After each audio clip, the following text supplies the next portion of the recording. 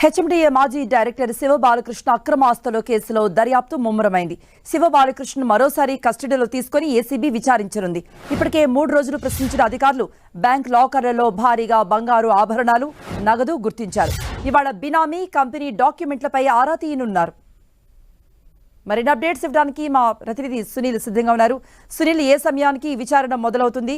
ఇంకెవరెవరిని విచారిస్తున్నారు ఈ వ్యవహారంలో?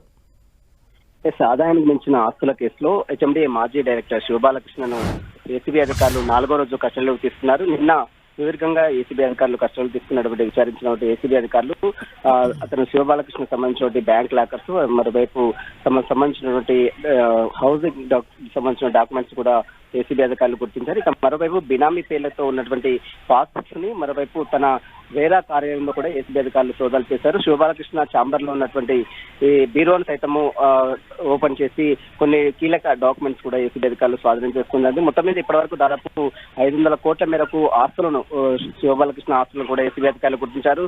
మనం ఇంట్లో చూసినప్పుడు, సోదాలు చేసినప్పుడు దాదాపు 99 లక్షల నగదుతో పాటు 2 కేజీల బంగారము, 6 కేజీల సిల్వర్ ని కూడా ఏసీబీ అధికారులు గుర్తించడం జరిగింది. మరోవైపు అతని ఇంట్లో దొరికిన కొన్ని డాక్యుమెంట్స్, దాదాపు విలువైనటువంటి బ్రాండెడ్ వాచ్లు, యాపిల్ ఫోన్స్, అదేవిధంగా యాపిల్ ట్యాబ్స్, వీటన్నిటిపై మాత్రం పోలీసులు ఏసీబీ అధికారులు పూర్తిగా కోపీలు అవుతున్నారు. బహుమతులతో పాటు అనుమతులు, అటువైపు బినామీ ఆస్తులపై కూడా ఏసీబీ అధికారులు కోపీలు అవుతున్నారు. ఈ రోజు 4వ రోజు కూడా ఏసీబీ అధికారులు మరొకసారి శివబాలకృష్ణ కస్టడీలో తీసుకొని విచారించే అవకాశం ఉంది. కృప.